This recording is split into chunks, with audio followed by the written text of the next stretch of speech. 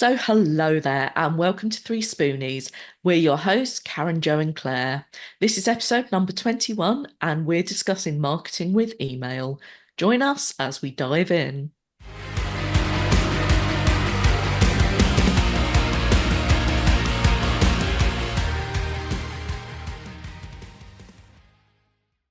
Three Spoonies is sponsored by Grow Radio. Grow Radio is an online radio station dedicated to bringing you a different podcast on the hour, every hour.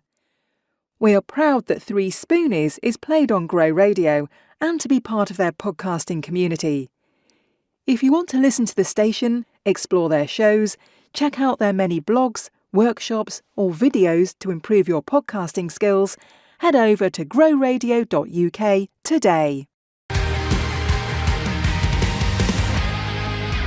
Hello, I'm Karen from Pony Pony Pony. And I'm Joe from Bright Cat Business Solutions. I'm Claire from Sparkle's Gift Boutique. And we are Three Spoonies, navigating our way through life and business with not enough spoons. We are going to be talking about email marketing, which I is... just heard the collective audience shudder.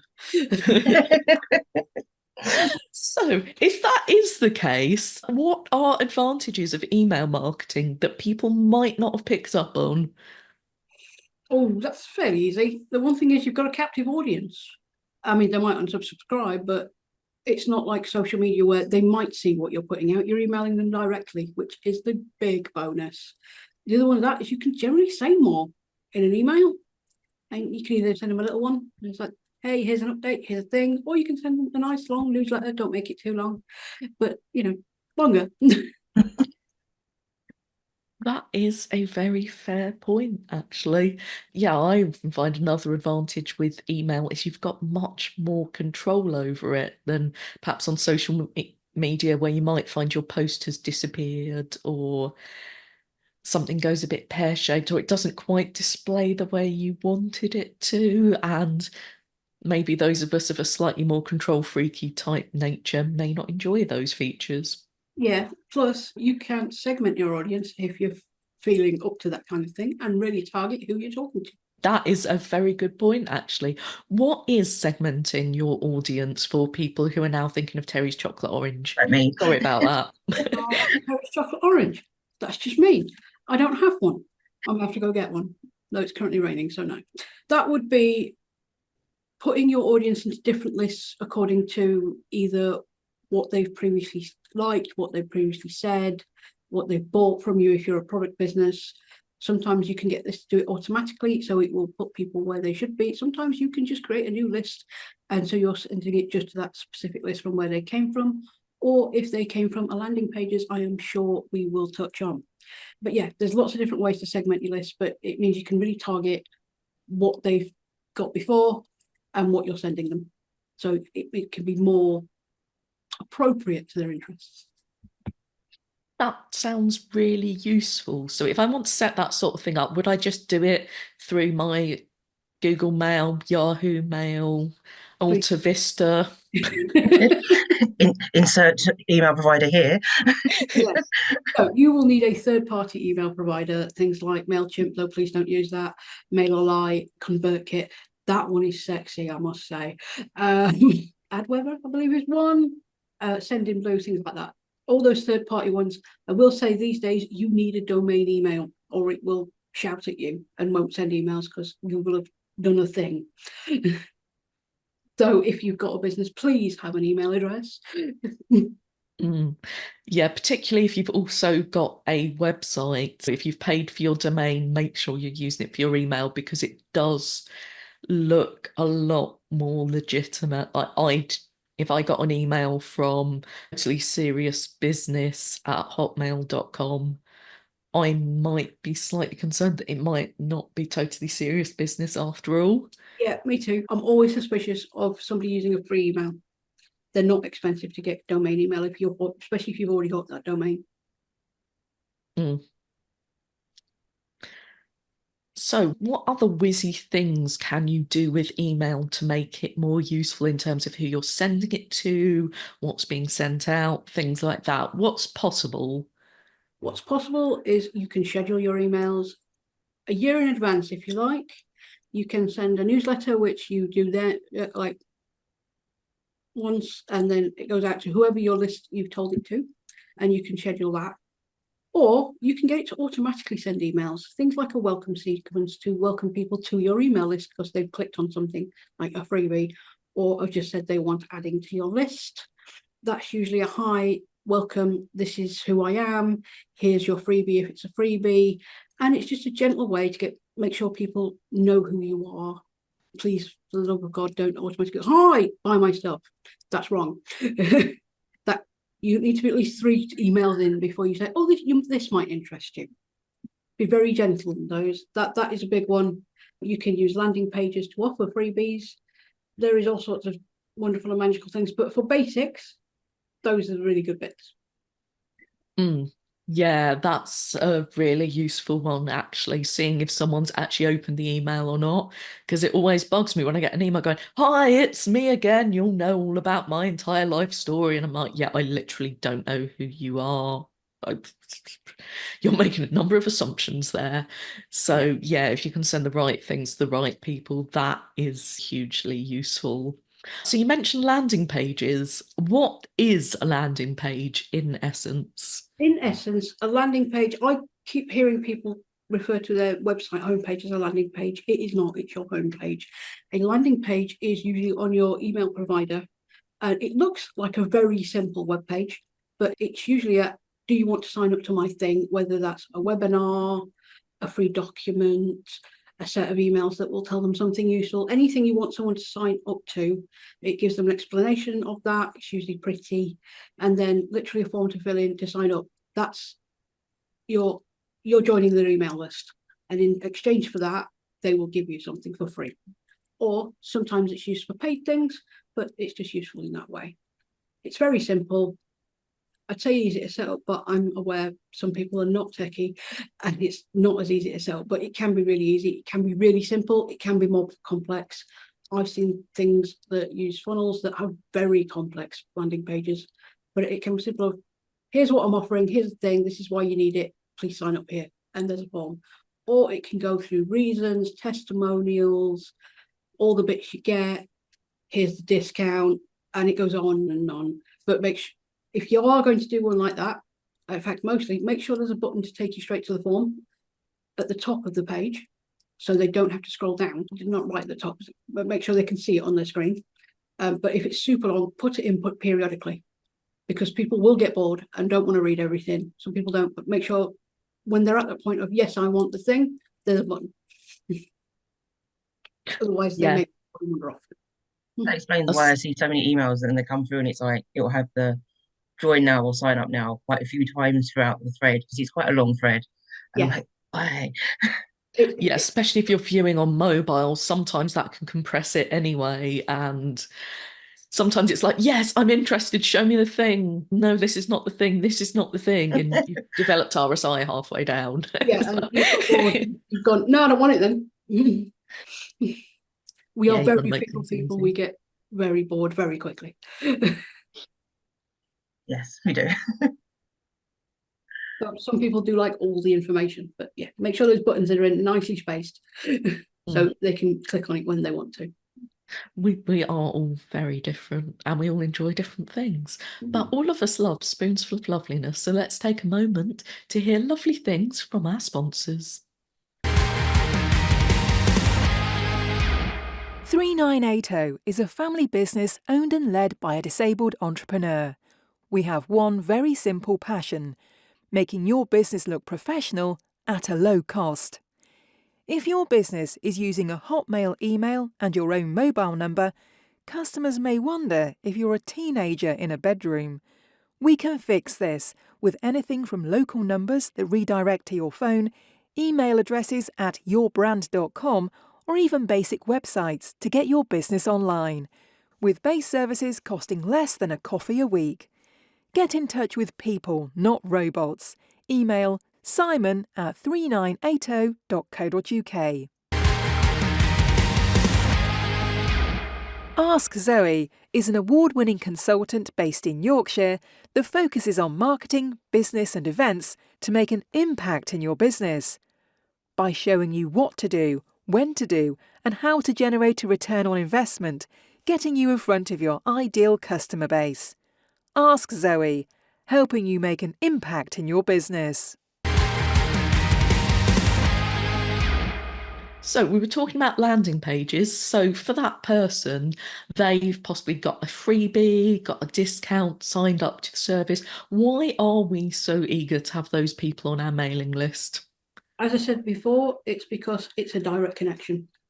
You don't have to wait for them to see your social media post or anything like that. You can email them directly, and hopefully they'll then open it and you can see what they do.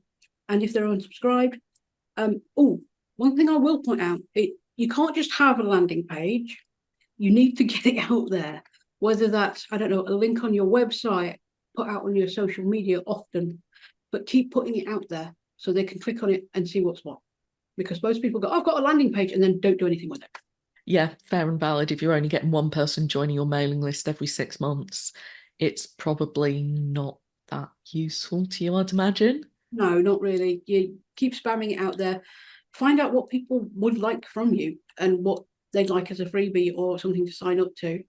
And then you'll get more clicks when you're putting it out. Okay, so once you've got your lovely mailing list, what sort of things do you actually put on an email newsletter? That depends on your type of business. But as a general, I would suggest give an update about you and your business, because people buy from people. They may not be terribly interested in what's going on in your life, but tell them, because eventually that'll start wheedling its way into their brain. Give them any tips or advice that's relevant to you, your business, and your expertise. Show them that what you're talking about. Any freebies, any blogs that you've written, highlight those. If you've got a YouTube channel, show them videos and get them over there. Point them at your website.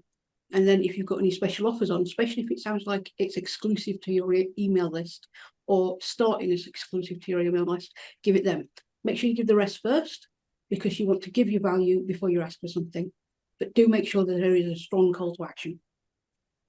So don't just say that, here's the thing. You really have to tell them, like on social media posts, I want you to go click on this, I want you to go buy this, or I want you to go read this. Don't be wishy-washy, be clear. Also, people are busy. I know certainly I've been searching through emails to try and find the pertinent bit of information. And yeah, like you said, if it's not clear, people are not going to take the time to search for it, because people's lives are too short, too busy They for are. that sort of Use malarkey. titles to separate the things in your email. So if they are just scrolling through, they can see the bit they want. Mm. So in terms of adding value in the email, what sort of things could you suggest to people if they're starting out, they've never done a newsletter before? What kind of things are their audience likely to find useful? Any knowledge on your particular industry, what you do. Lots of people like behind the scenes stuff to see how you do something. For example, if it was Claire and she was making a product, a sped up video, or if it was me and Karen, we might give some social media tips, whether that be in text format, video, or whatever. But yeah, give that little bit of value that might leave them wanting more. And if you do blog, you're probably already giving that value. So you can point them to that, tell them what's in it and why they'll find it useful. Yeah, that seems useful. Also make use of all those things you've taken time to put together. Absolutely. Make sure more people see The them. same info you're using on your social media posts just means someone actually sees it and you know they've seen it. Yeah. Yeah, that's a really good point, actually. You mentioned knowing who's read it, if they've clicked on links, things like that. How can you really make use of those statistics rather than just having a pretty graph? I do like the pretty graph. I do like pretty graph. Everybody likes a good graph. Generally, you will find what people are attracted to, what it is they're clicking on, when, why. Are they going further? You'll know if you're selling something. But then you can then tailor your future newsletters and emails to include more of that stuff and less of the stuff that they're not interested in because they're not clicking on it. Yeah, I mean, that seems logical. Yeah, there's no point putting work into things people aren't bothered about. If you've got 3 links and everyone's clicking on the top one, then Or at that point, you need to work on your design and maybe space them out and tell them why they need to click on the other ones. Yeah, that's also potentially a thing. Is there anything in particular you need to be aware with email that might not exist in other forms or might specifically apply to email? Yes. Your use of images. Don't go overboard. Don't put massive images in. It may get flagged as spam, or it just may take too long to load. So be sparing. Make sure you're using images that are relevant to what you're talking about, because otherwise it just looks like filler. But yeah, don't use too many. I usually go for one per topic. Unless it's blogs, then they don't get any. But yeah, just think about that. And then what was the other one? Your titles or your email subject lines. There are certain words that will get you flagged as spam. You can Google this. Don't use those. Never use things like big sales, things like that. Anything that basically an email filter will see as spam, pretty and spammy language, try not to use them, craft it differently. You want it to be intriguing so they'll open it, but without being spammy so it'll get chucked in the spam filter and nobody ever see it. And so you can actually Google words that will get you chucked into a spam filter.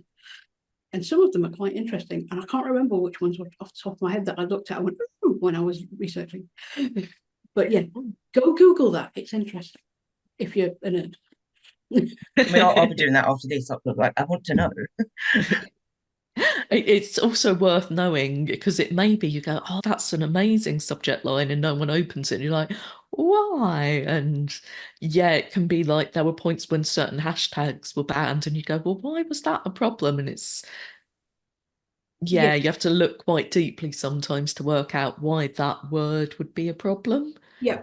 And sometimes you think you've crafted an amazing subject line, everybody's going to open it, everybody's going to love it, and it just falls flat. Don't worry about that. That happens sometimes. Just try something else next time. Like with social media, it's all trial and error. True enough. Well, that and there's always going to be someone trying to get round a filter, or like when you were a kid and you tried to get away with typing swear words by replacing an A with a 4 or something like that. And yeah. People on Usually Twitter still do that. there's something for us to do later. So if you are writing a newsletter, how often should that be going out, do you think? That depends how much you have to say. I would say once a month at least. If you've got a lot to say, once a week, but I would make those shorter because you don't want to bore people. And they're going, oh God, here's another one. So if you're going for that frequency, make them shorter.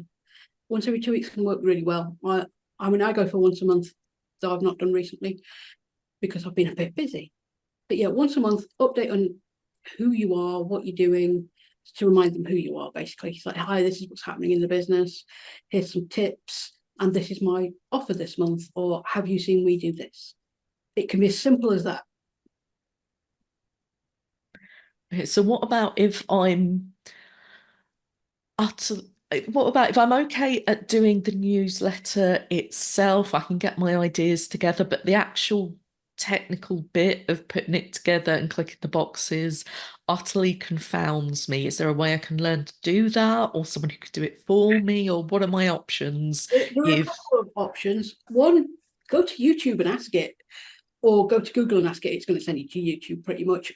But I'd say YouTube because then you can see what people are doing and see it on a screen rather than it just being explained. You can learn pretty much anything that way. So try that one. If you're still like, oh no, make it go away, I hate it, outsource it if you can afford to. There are people like me who will go in and take all the content you've got and make it into a lovely, pretty newsletter and make sure it goes out to the right people at the right time. And usually that's not an expensive thing to do. is there anything else we need to know about email? Are there any sort of things people need to be aware of so they don't accidentally do something that gets them into lots of trouble?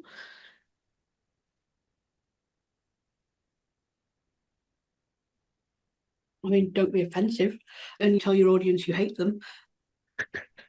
Make sure, I mean, if you're using a third-party email scheduler, you're not going to come a cropper on things like data breaches to who you're emailing anyway. Make sure you're not putting things like sensitive client information or who you're working with, things like that.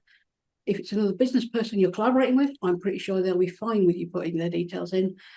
But if you're going, oh, this client was terrible, here's their details, please don't do that. You're going to get sued, especially if they're still on your email list. But yeah, try not to do that. Can't think of any more at the top of my head. Yeah, one thing I saw once is that someone had, instead of using people's names, had used nicknames and then not remembered that when they sent out a mail merge. So it'd be, hi, stinky one who sits in the corner. Yeah, try not to do that. It's a bad plan. Yeah, top tip there. Do double check. So, are there any more questions on email? Claire, do you have any questions? I think you kind of answered most of mine because I don't use email. I do use email, but not as much as you guys. I try and remember to do a newsletter like once every couple of months because I'm one of those. I don't like to be spammy with it. I get some come through, and it's like probably twice a month, maybe 3 times a month, and I'm like, do I even need to know that much info? Weekly, and they're long. Yeah, like, I can understand it's weekly if things are changing and to give an update. Like I might do an extra one if something's changing or there's something new coming out. It'll be like, oh, this is coming up soon, just as like a little sneak peek. But that's only like a couple of weeks in, and then I'll share it when it's live. But yeah, would you like, especially for someone like me that's product based, would you say I should do something like monthly or stick to doing it every couple of months or just hit and miss, or should I have a bit more of a schedule to it? I'd probably do it monthly, like, and let people know what's coming up, especially as I know you do things for like events like Christmas, Halloween, Father's Day, that kind of stuff. I would highlight those in your emails. Or if you've just created something new and you think it's amazing, because I know you put that out on, I would save those and then add them to a once a month mailing newsletter. I can word. But yeah, I'd send those out once a month, go, hey, look what's new. Because that's not a hey, buy my stuff. It's like, I just thought you might like to see this. Yeah, it's just kind of this is what I've been doing, and Yeah, you here could it also, is. because like with your Facebook group, you'll give an update on life as well. It's like, hi, this is what I've been doing personally. Hey, look what's new. And that I'd leave it at that. Yeah, that's a good idea. I might use your help on. Oh, well, I will be using your help on that one. That's fine. So, if there's anyone out there who's thinking, oh, I do have a list, I've just not used it in forever, what do you think's a good way for them to get back into it? I would firstly set yourself a schedule to do it on the same day each month and add it to your calendar so it reminds you. I do that. I haven't done one in about 3 months. Again, as we often say, don't be Joe. What's that saying? Do what I say, not what I do. Exactly. But yeah, I would start with a soft introduction again of just reminding you who I am. Sorry, I've not been in touch. And then maybe do 3 over a month, just reminding people who you are, what you do, welcoming any new members, and then go into your newsletter monthly sequence. Yeah, that seems a good way to wake people up, especially if people are on your email and maybe not on your social media and they might genuinely have forgotten who you are. Because, I mean, I've certainly signed up to mailing lists and forgotten why or Yes, so when have I. or Everybody does. And if you don't keep going with that little nudge, that's the point of a newsletter, to go, hi, I'm here. This is what I do. How are you? That's a good thing. If you like people to get back to you on email, ask them a question. And I've given life updates and then asked people how they're doing, and people have answered me. And then we've had a further conversation. So that can be a good way to get people talking to you. And for people who are doing all right with their email, if they've got, say, an hour to spare, what do you think would be worth adding or trying as something new or an improvement?